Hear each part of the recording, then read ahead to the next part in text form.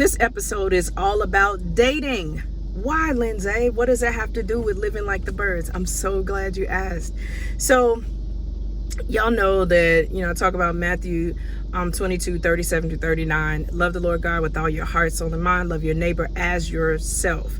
And so for the last, several years, it's been me trying to get closer to God, understand him more, his nature. Over the last 2 years, it's really been like at this accelerated PhD level of understanding and relationship growth between me and God. So it's been really cool. Well, now it's time for the self part. Ooh, listen, I don't know if I was ready for this, because you would assume that you know yourself since you've been with yourself all this time. But to be honest with you, listen, because there's so much to learn and you'll never exhaust your ability to learn about God. Quite truthfully, you'll never exhaust your ability to learn about yourself. I know. Listen, you've been with you all your life, and yet there is more to learn about you. And so this is kind of the stage that I'm in right now. And it's so crazy because ultimately I go, this is why I do this, and this is why I react. It's not necessarily about the soul care. It's even about the discovery of what I like. Things that I have forgotten that I like, like I used to wear a lot of perfume, but then when I had kids and then divorce, all that, I just forgot the stuff that I liked. And so over the last, 3 or 4 months, the conversation between God and I has been about being softer, about being more feminine, about not having to be the leader. Now, I am by no means, I do not ascribe to the whole boss bee persona and, I don't need no man and all that. That is not what I'm saying at all. What I'm saying is that I have been intentional about discovering me in the most gentle and loving way, because sometimes we get, I do get hard on myself and like, girl, whatever, and just throw on some clothes, and I have not been able to do that. I have been very, I don't know if there's a pull for me to explore me, meaning understanding me through God's eyes as a woman. As a woman, not just his daughter, right? Not just the daughter of the Most High God and all that. Yes, I am that. Yes, that is my identity. And at the same time, he created me with these attributes, not just physically, but as a woman. And so now I'm discovering this, and man, oh my gosh. So one of these ways that I'm just rediscovering or discovering me is dating. And to be honest with you, I don't even like the word dating.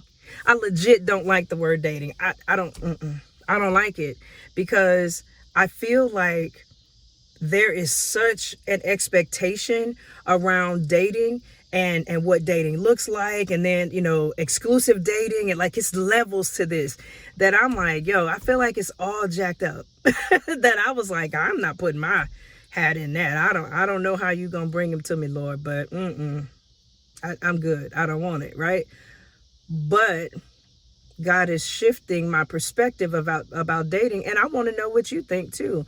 So in the comments, once we talk about this, once I share with you, I want to know what your perspective of dating is. So again, I just had this, negative vibe or whatever about dating, because when I was in college, like my friends would date. I didn't really date because I met my then husband in college, so I didn't date a lot. But I never really ascribed to this mentality of a steak and potato. And steak and potato is, the free meal mentality, right? Yeah, I'm gonna go on this date. Shoot, I'm gonna, he gonna take me out to a nice restaurant. I get some drinks, or go somewhere, that kind of thing. I have never ascribed to that. I've never been like, yeah, I'm about to go on these dates. I'm lining up one every night. No, that's exhausting to me. And I think it's exhausting to me because I don't like shallow conversation. And so when I'm meaningful conversation takes energy. It takes thought, right? And I mean, I guess I could do that, but that's just not me. So that's something that I had to discover. Number one, I don't like shallow conversation. But then looking at kind of what's happening in the dating world, right? People are, they're not all, they bring their representatives and not their true selves. Listen, I'm gonna bring my true self. And so then I was like, oh my gosh, can anybody handle who I am? Right? So here's one of the bigger things that is a navigation that I'll probably do another video on, is abstinence while dating.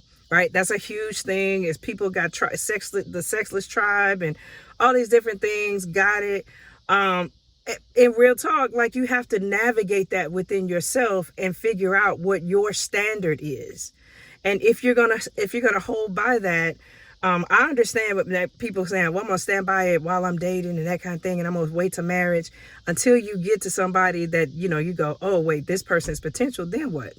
Again, that's another episode. So these are things that I have had to navigate as far as dating, and then have to have honest, true conversation with myself, which ain't always pretty, and have real conversation with God, which is truthful, but it's still not pretty in my sight. Like, it's not, oh, Father God, you're so amazing, I love you so much, and this and that. It's like, listen, like, you created me with all the woman features and all the woman hormones, and and I want to utilize them, and come on, bruh. So it's a lot. It's a lot. And I don't think that people are very honest all the time with themselves about what they want and then how they go about it. But dating for me brought anxiety. So here's what I did. I changed the word. Ta-da! I changed the word. So instead of dating, and you know, people go, are you open to dating? No, I'm open to conversations. Because so many people put this pressure on dating that they forget it's simple conversations. I also don't like when people talk about, well, you know, dates are just gathering facts. That's true. But it sounds like you're like, he ain't got this. She ain't got this. Oh, she don't do this. Right? It's this checklist that you're going through. And no, like that, you rob yourself of the beauty of discovering who this person is in front of you. And if you have good conversation, you'll find out all that stuff anyway. So now I have shifted my mindset to say I'm open for conversations.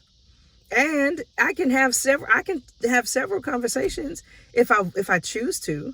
And at some point there may be one conversation with one person.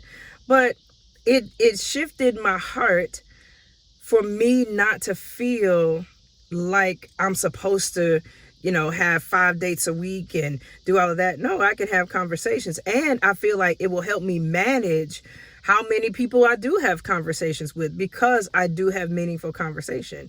And the quality of that conversation, the content of that conversation will then dictate if there are other conversations. Right? So this is like this.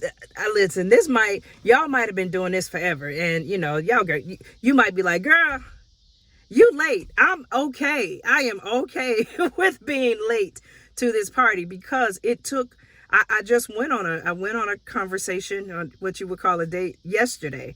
And I had to be honest. I waited 5 days before I even responded, because I had to make a decision if I wanted to entertain a conversation, right? And you might be in a place where dating is like, but you want, right? You want to be with somebody, but just like, dude, can you just deliver him or her to my door? Like, can we bump into each other in Kroger or something? You know, and it might happen that way, but yeah.